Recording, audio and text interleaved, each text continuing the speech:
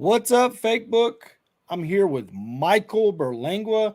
He's a licensed CPA, certified master of, of, of IRS tax issues, but he's also a licensed real estate broker. So he kind of merged the two and realized there was some real problems, real problems with the Texas property code and how they collect taxes and how they will say they're lowering your taxes because they lower your tax rate a quarter of a point, but then they come back and raise your appraised value. I know here in McLennan County, the average is about 30%. They raised one of ours over 300%.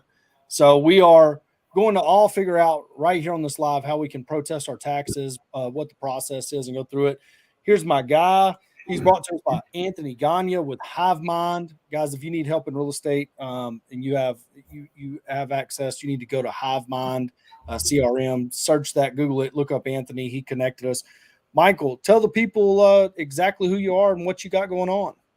Well, thanks for having me. I am blessed to be at this time in my life in a position where I can talk about property taxes, probably the same way that I talk about income taxes. I've got a master's in accounting and income tax.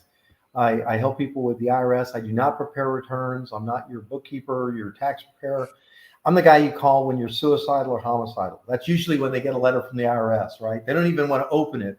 And these days, the same thing's happening with the property tax notices of value. I mean, I literally, for the first time in all of my life, and I'm 62, I know I've got good genes. My mother lived to be 100.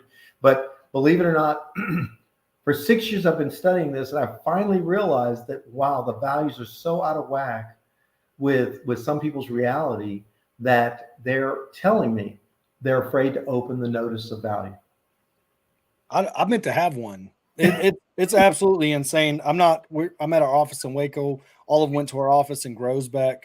It was kind of something I saw everybody chirping about on the internet, mainly homeowners, but a lot of people in some of the forums I'm on started talking about it. So I called my business partner. I said, "Hey, what are they doing to us on our tax appraisal?" He goes, "Oh, I don't know. Robin gets those." I was like, "We might want to pull those out of a file and look at them because apparently it's been pretty vicious." And this morning I was looking at it. We have a duplex over here that we completely remodeled, right?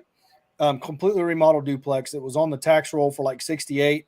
They raised it to like 85.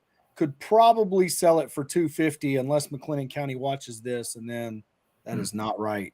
I might be messing myself up. But anyways, so they raised it marginally, and then we got some properties that we have not put a dime on, bought them tenant occupied.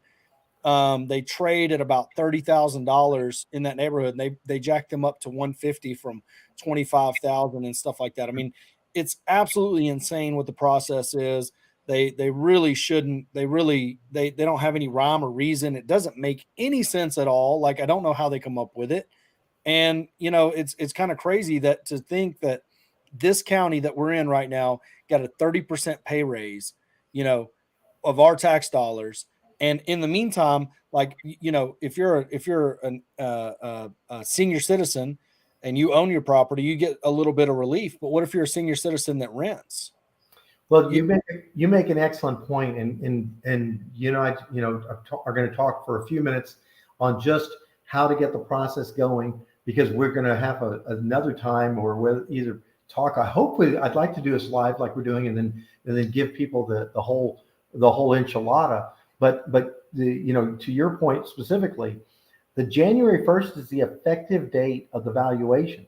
So by way of example, if the house had burned down on New Year's Eve, we'd be talking about land and slab. But if you've been putting in a bunch of improvements since January 1st, that only makes your case that the date of January 1st is the valuation date, not today's market value, not what you're going to sell it for in the summer.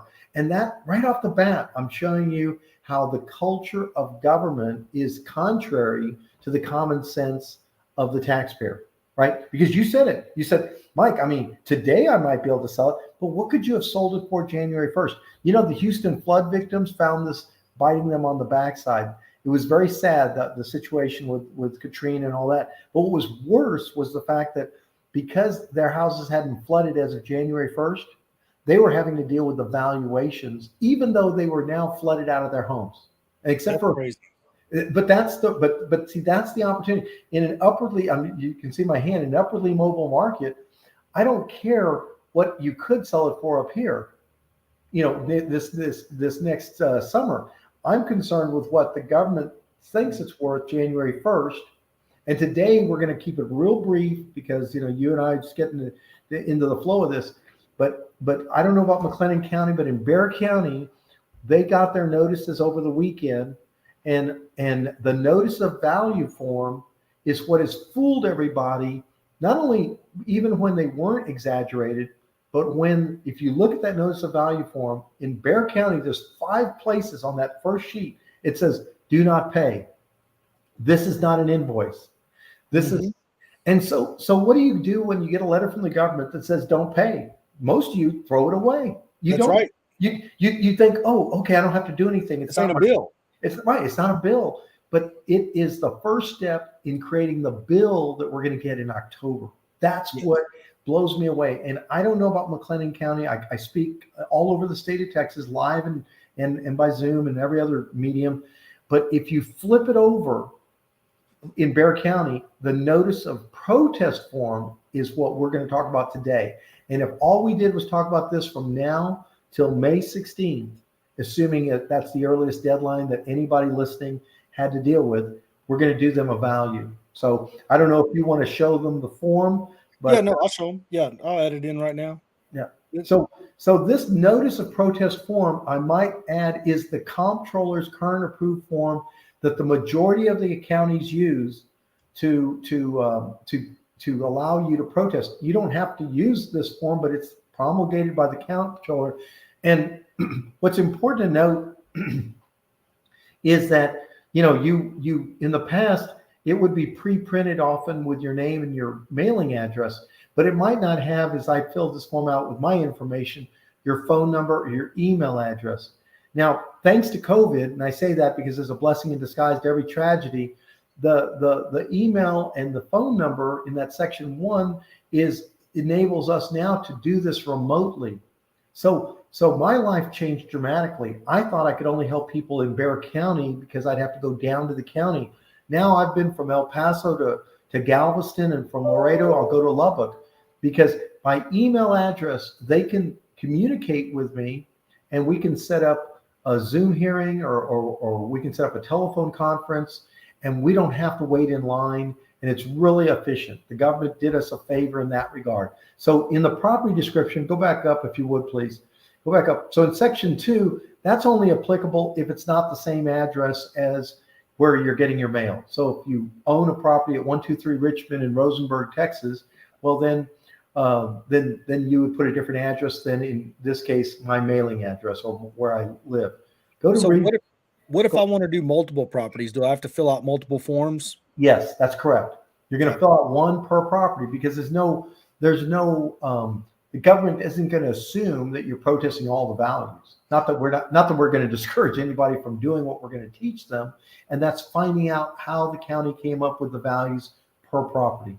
So another question, guys, if y'all have questions, drop them in the comments section. But I've got another question. So this one right here, this particular form right here. Yes, sir. When we fill it out, where can we go to get it off the internet?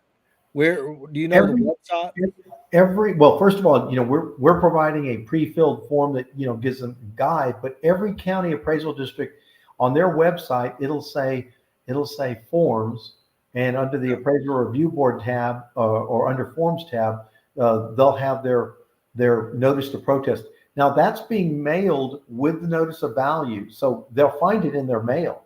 When you go home tonight, you're going to find in your mail, it's either the back side of what they sent you, as they do in Bexar County for efficiency, or it might be a separate form, but it'll be in the notice of value form. Mail out. If they email this email that's going around at the bottom of the screen right now, will you send them the same form that you sent me? Yes, and I'll send them also the instructions and commentary that I gave you, which shows the bias that I have as to why I answer certain questions the way I do in general. So as we talk through it, they're going to hear it, but they're also going to see it, because I'm going to say, this is why I prefer to do it this way. By way of example, At the very least, you check off incorrect appraised market value and or value is unequal compared with other properties. If you said that, you've said a mouthful. Then there's other reasons you might want to protest, but at least check that block. And if any of the other ones, by way of example, look to the right, maybe the property description is incorrect. Yeah, you've got your mouse, the fourth square on the right. So maybe the description's incorrect. Maybe they're describing a 2-story house and it's really 1 story. Maybe they're describing 2 acres and it's 1 acre. So sometimes they get the facts wrong, but most of the people protesting are protesting because they get the incorrect market value or that their value is being unequal compared to other properties.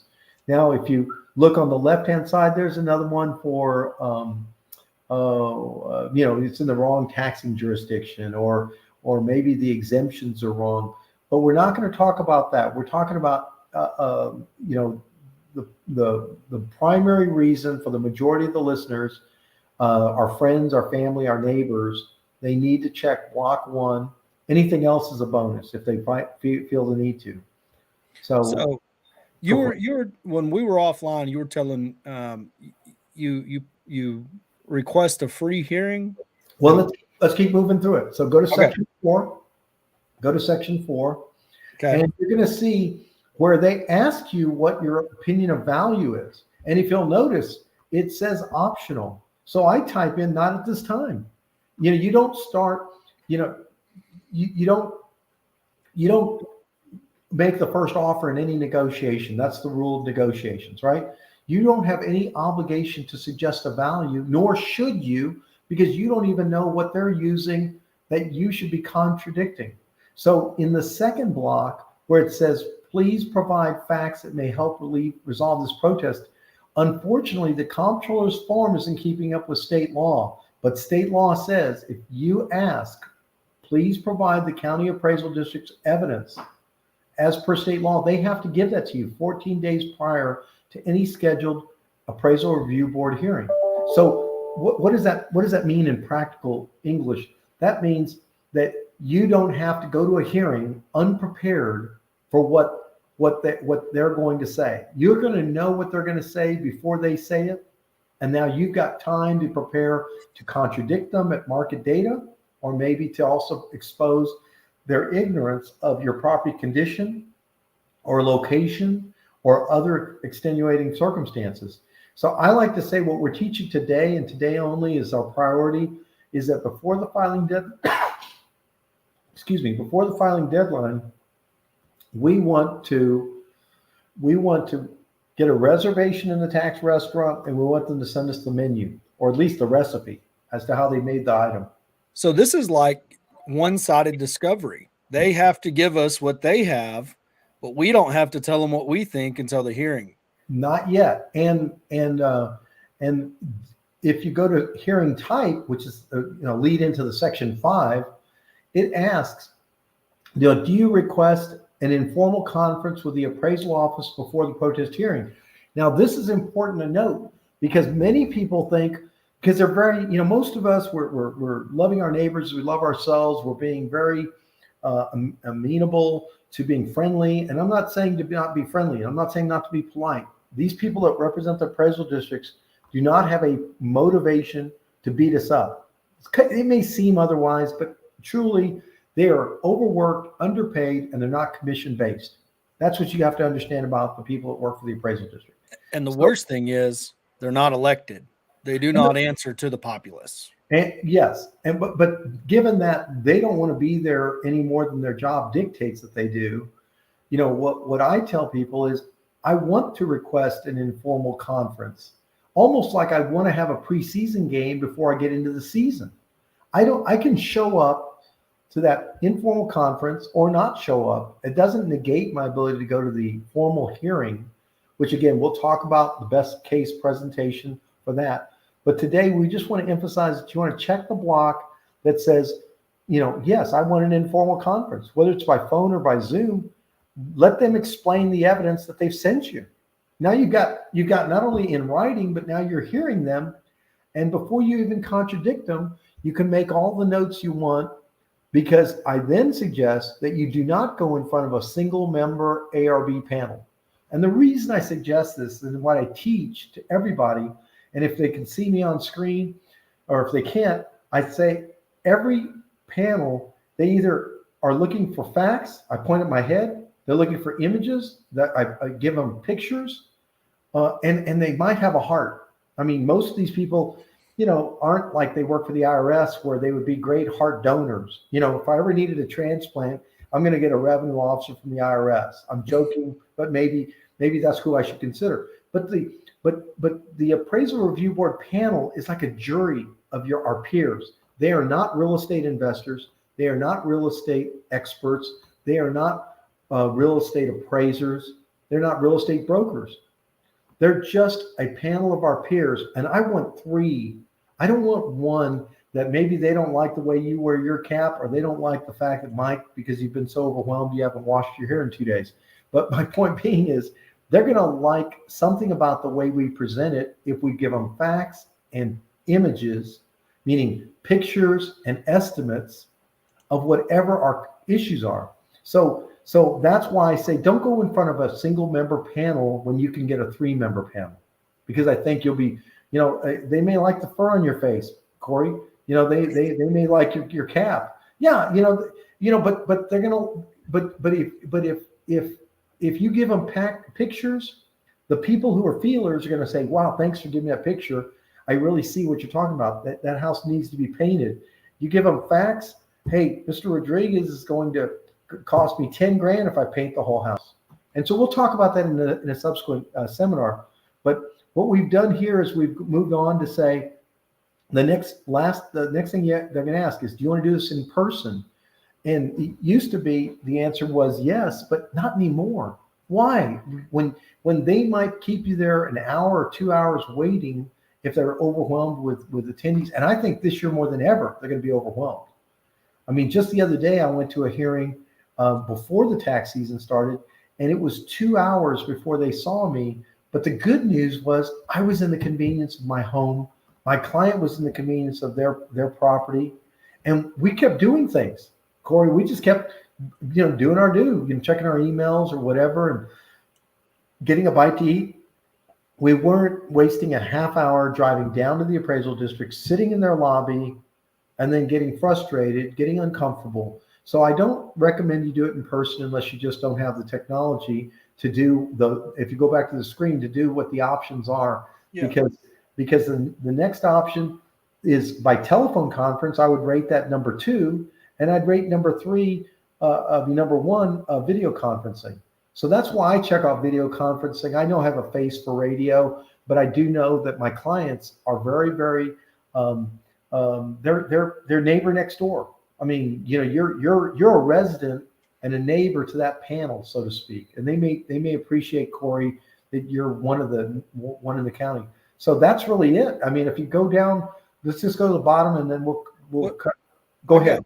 One question about section 4. Yes, sir. If they do not provide this evidence within 14 days? No. 14 days prior to the hearing. Oh, yeah, I got you. If they don't do it, what does that mean? Well, then they violated state law, and they're procedurally out of line. I'd love to hear about it because we'll bring them into line real fast. I had an incident in El Paso where they played this game of saying to a taxpayer who went to the informal hearing and were told, well, if you want the evidence, you have to make a freedom of information request. And this gentleman working for this church who was helping his mom, I said, here, let me give you actually what I just wrote there. And I even gave him the state law. Guess what? No need for a freedom of information request. In 5 minutes, they gave it to him. So they know the law. They know. I would rather them. I'm all about. See, I just got out of this lawsuit, and so I'm all about like procedural errors erring in my favor. If they don't give it to me, will it be null and void? The raise will it am off the hook? No, we don't get the benefit of that. We just get the benefit of being to reschedule the hearing. Like if you made the request and you showed up and you said I never got the evidence, then you can either go forward because they're giving it to you, or you can say, I want to reschedule it. I want to have time to prepare, but it Okay. doesn't negate it. No, I wish there was that luxury. We could play that game. Guys, please share this. Get this out to as many people as possible. We want to thank Mildred for being here.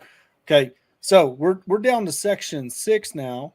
We're almost in the hearing. We're going to come back and do this a little more in depth. Yeah. Michael, are you just booked up right now with speaking engagements in between now and May 16th or whatever the deadline is? Let me put it this way, since you and I just made friends. If you find a venue in Waco, because I know that's your Yeah. hometown, and you want to talk more about it, we'll do it live and in person for those people who want to stand in line. I trust me, we can do this in 30, 45 minutes, and just be prepared for that hall or that church or whatever. They may stand in line for an hour. That's I'm I'll come to Waco. My schedule is such that because COVID has kind of taken the roof off of people being afraid to sit next to each other. But I'll leave you with this one frame of reference. A school board trustee hosted this event April 24th of last year, which is still high COVID season last year. 300 people showed up in person. The chief appraiser was in the front row because she thought we were forming a BLM rally or something. I don't know, like we were going to be there with picket signs. Yeah. And the local paper live streamed it to 9,000 people. Yeah, So we'll set that up. We'll try to get it. We'll try to get it set up for next week. I'll rent the venue. I know that McLennan County is pretty hot right now. There's a lot of people that are pretty upset about it. I'll go ahead and set the venue. I'll get a date. You just message me offline. Let me know a day that works for you. The Hilton is right here, and we'll get the biggest room they got. We'll get them to set chairs in there, social distance, whatever the rules are. And we'll pack the house and we'll let you do this full presentation live. So guys, check back with us. We'll be doing a live event in Waco to go over this because I mean, a guy told us a long time ago when we got in real estate investing that that we the most money he made on any for the year was going to protest his taxes. And I thought, man, that's weird. But we didn't own any real estate then. Now that we own a lot of real estate, I get exactly what he means. We bought something for 800,000. They immediately reassessed it to 2 million. And we went straight down there to protest it and said, no, this is what we paid for it. And they brought it back down to 800,000. The very next year it was back up to 2 million and we're back down there again. And we didn't fare so well the second year because we didn't have that HUD that showed what we paid for it.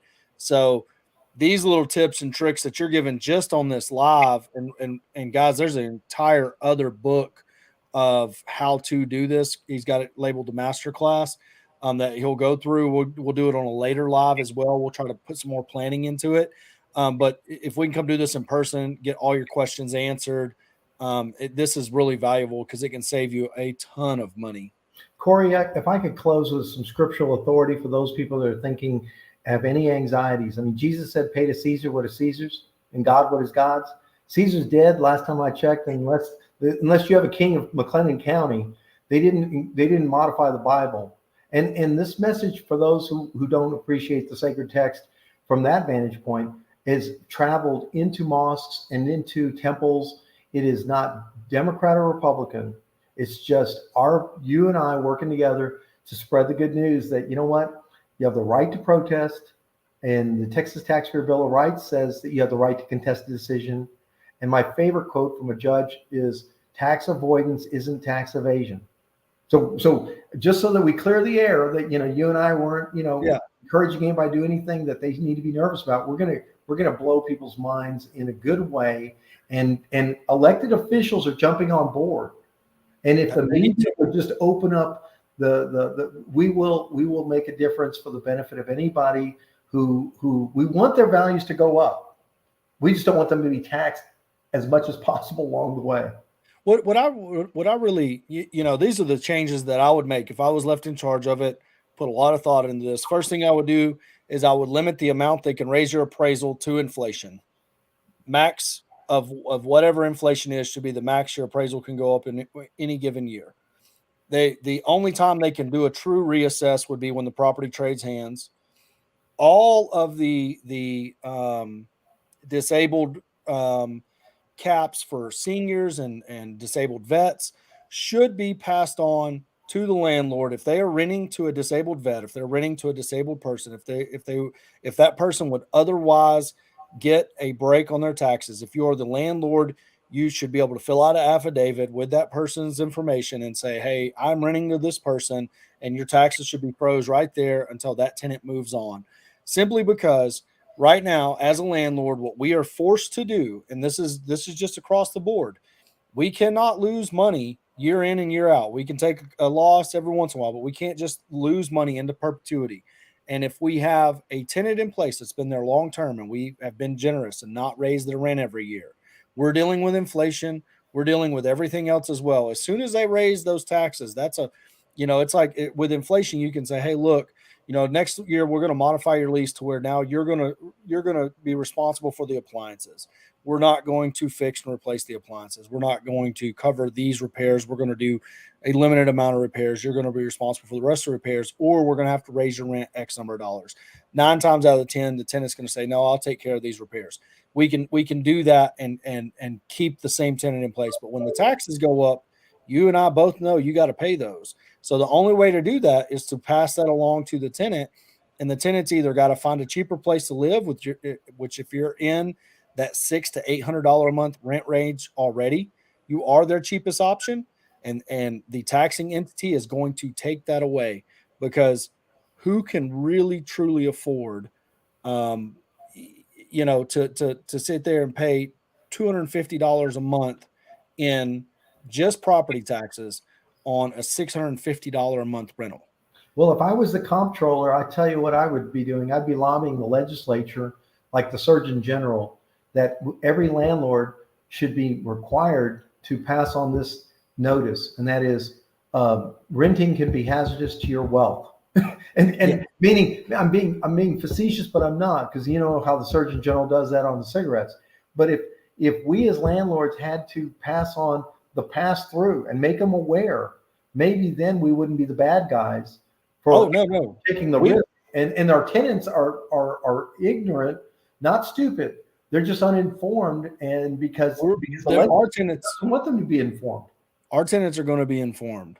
Our tenants, we are going to when we send them their rent raise, we are going to let them know that it is because the property taxes went from X to this, and that is and that is getting billed back to you, because we cannot afford to lose $200 a month on a rental. We can break even all day long, but our only other option is to just sell them, and you know what I mean? Then they're not going to be rentals anyways. They're going to be an owner occupant, and that inventory is going to disappear from the rent base. There's a shortage of inventory everywhere. We can talk about this for weeks on end, but those simple changes to the property tax, the way that it's done right now, I think it would just help a lot of people out. It would give investors more confidence. It would, the renters that we have that are older, it would give them the ability to stay in that property that they want to stay in, maybe until they die, and not have to worry about rent increases. I mean,